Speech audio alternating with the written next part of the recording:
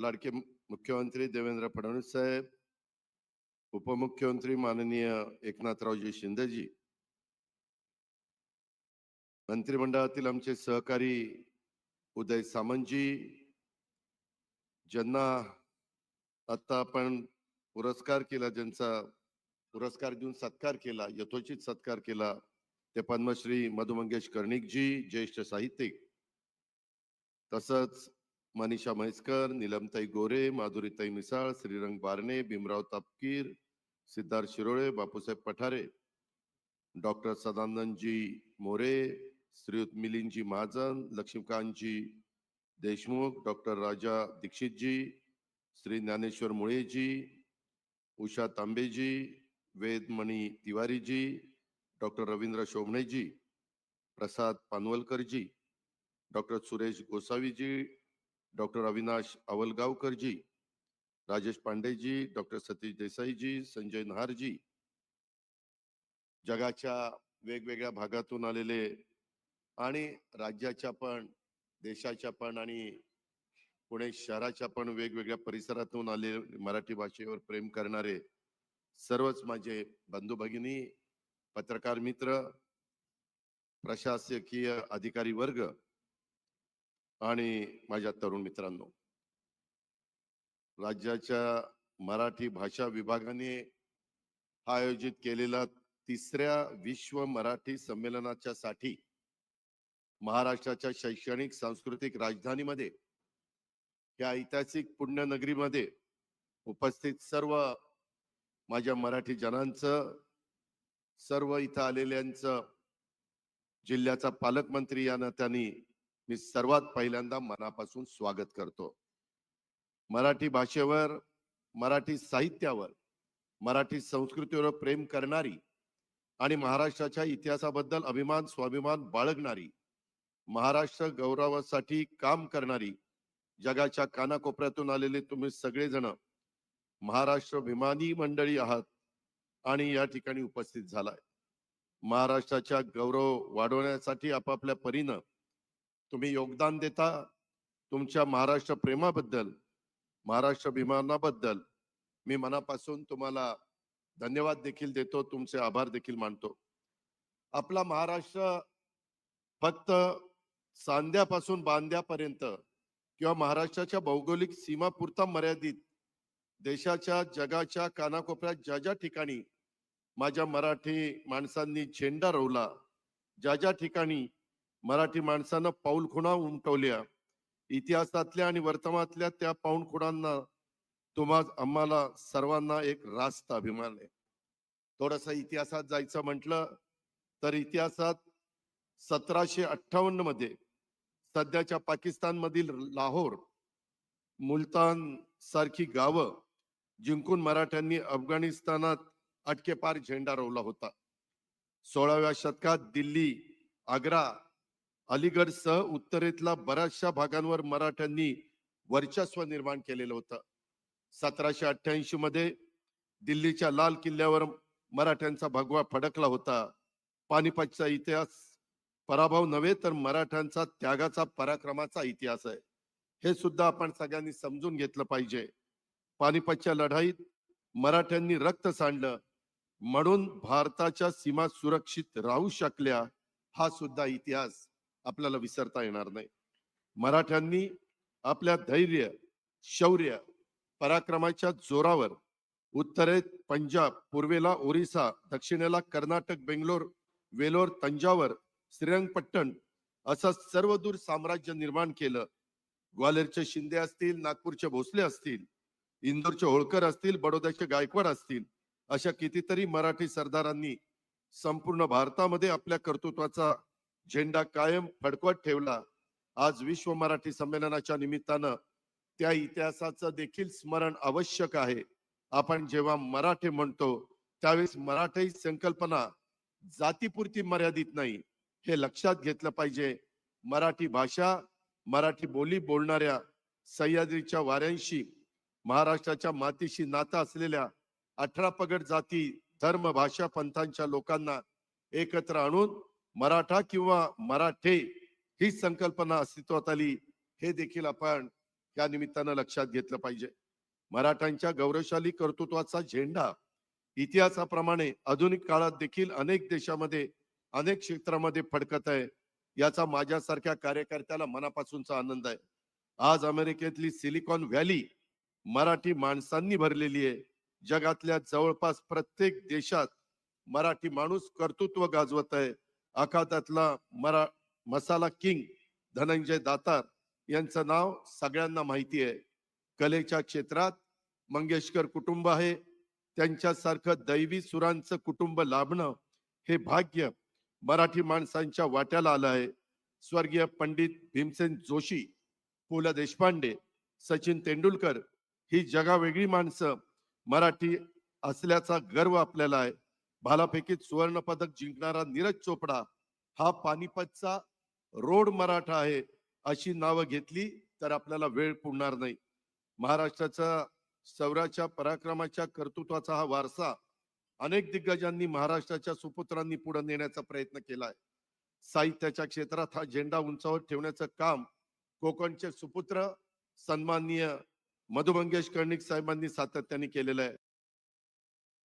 ते संमेलन साहित्य भूषण पुरस्कार प्रदान करून त्यांच्या आज ठिकाणी सन्मान झालाय. मी मधुबाईंचं मनापासून अभिनंदन करतो. त्यांच्या साहित्य सेवेबद्दल त्यांना आभार देखील मानतो. त्यांच्या पुढे नतमस्तक देखील होतो.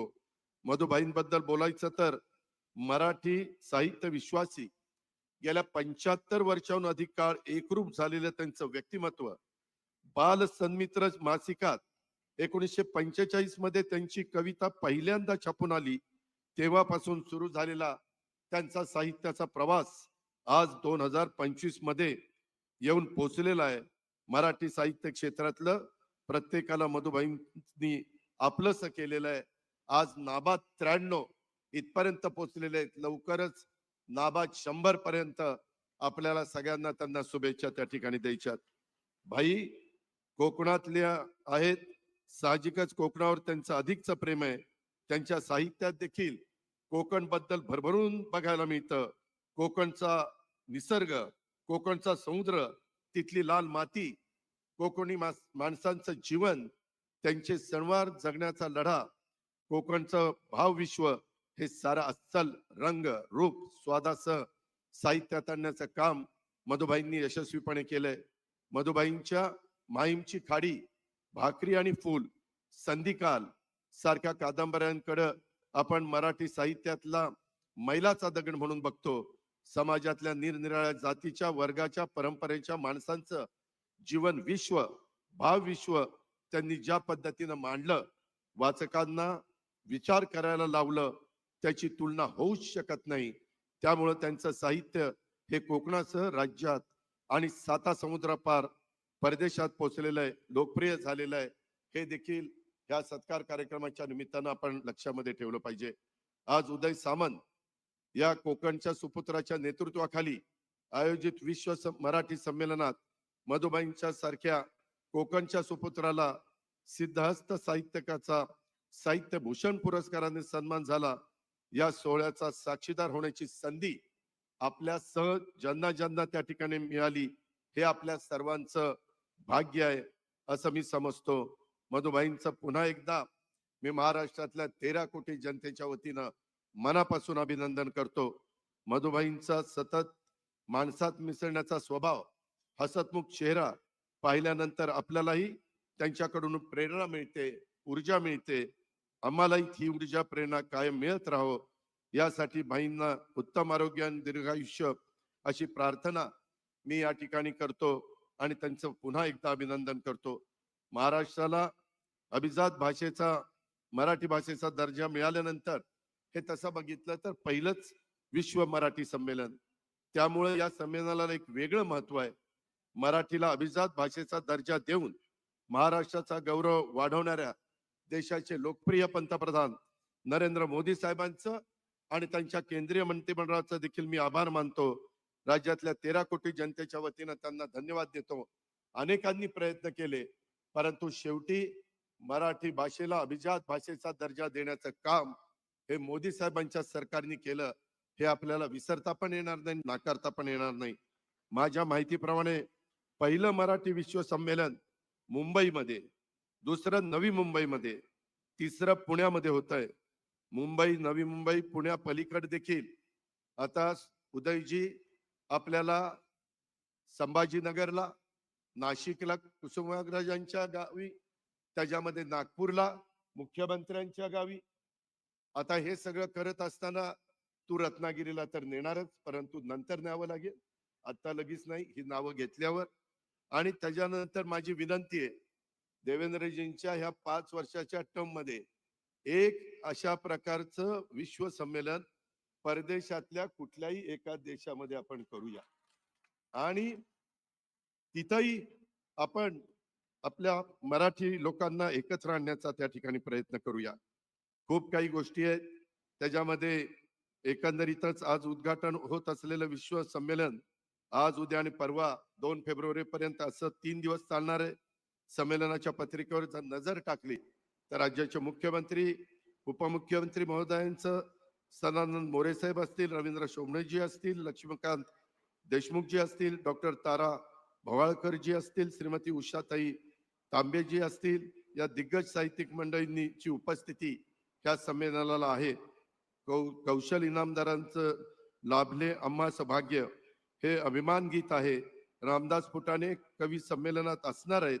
महेश मांजरेकर, केदार शिंदे, नागराज मंजुळे, प्रवीण तरडे, चंद्रकांत कुलकर्णी, कांचनताई अधिकारी ही कलेच्या क्षेत्रातील दिग्गज मंडळी संमेलनात भेटणार आहेत.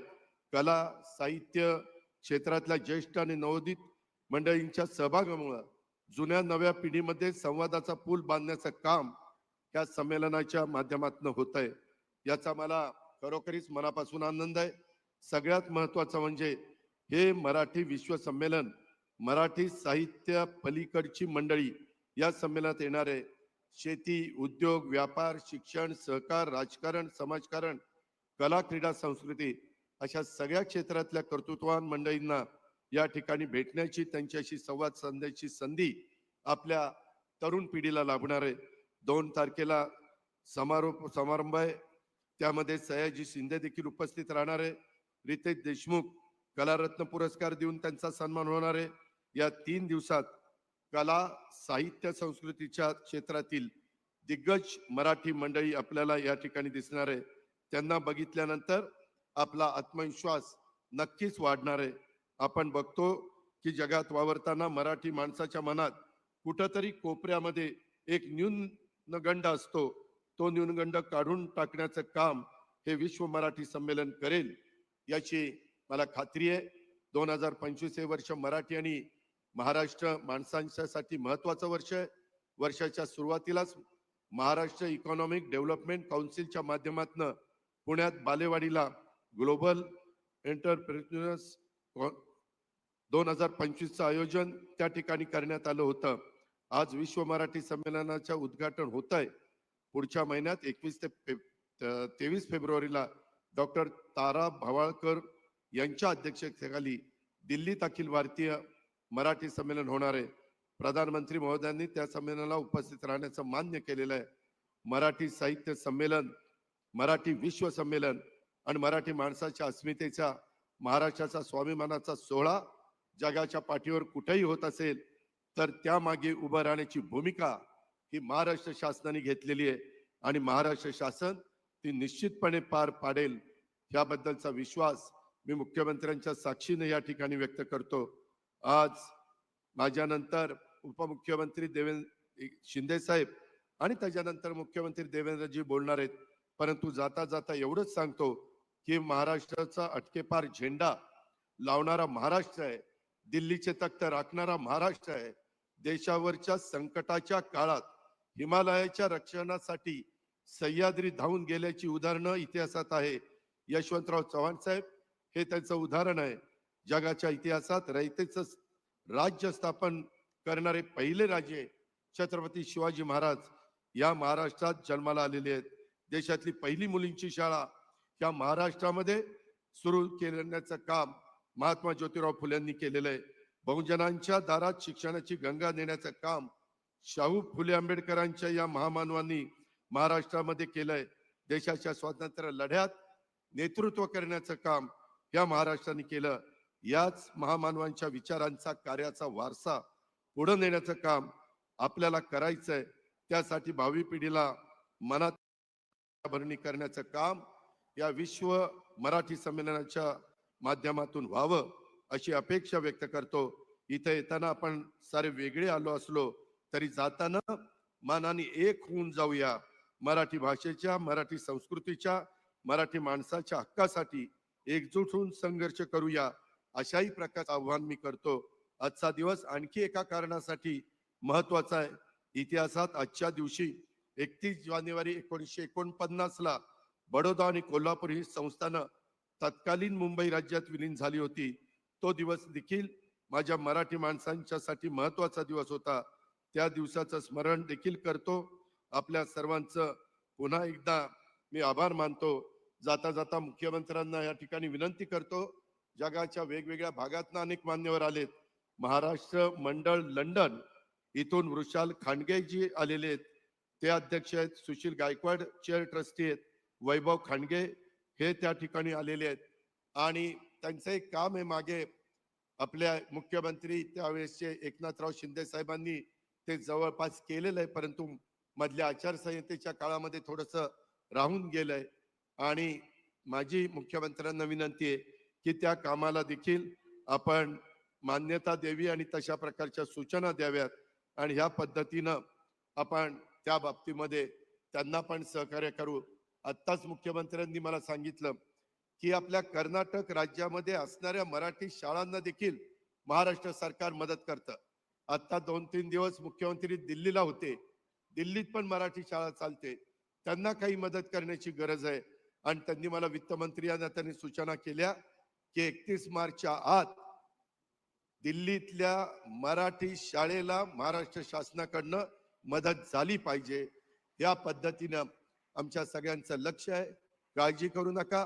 आपण सगळे मिळून अतिशय चांगल्या प्रकारे या विश्व मराठी संमेलनाच्या निमित्तानं तुमची माझी राज्य शासनाची मराठी भाषा, महाराष्ट्राची मराठी भाषा आणि त्याच्यातलं सगळं साहित्य, कला, या सगळ्या गोष्टी सर्व दूर पोहोचण्याच्या करता कुठेही आपण कमी पडणार नाही हा विश्वास व्यक्त करतो. उदय सामंत, मनीषाताई आणि त्यांच्या सगळ्या टीमचं आता सुरुवात पण चांगली झाली. तिन्ही दिवस असेच आनंदाचे जाओ. आमच्या मराठी माणसांना पोटभर दोन्ही वेळेस सगळं काही मिळो. सगळं राहण्याची व्यवस्था असाल. तुम्ही चहा घेतलाच असाल, असं करू नका.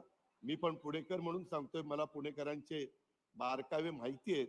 म्हणून माझ्या महाराष्ट्राच्या, देशाच्या, जगाच्या कानाकोपऱ्यातनं आलेल्यांचं, सर्व माझ्या मराठी भाषिकांचं मी मनापासून स्वागत करतो. आणि तुमचा पाहुणचार कमी पडणार नाही अशा प्रकारची ग्वाही मी उदय सामंतच्या साक्षीने देतो. जय हिंद, जय महाराष्ट्र. धन्यवाद.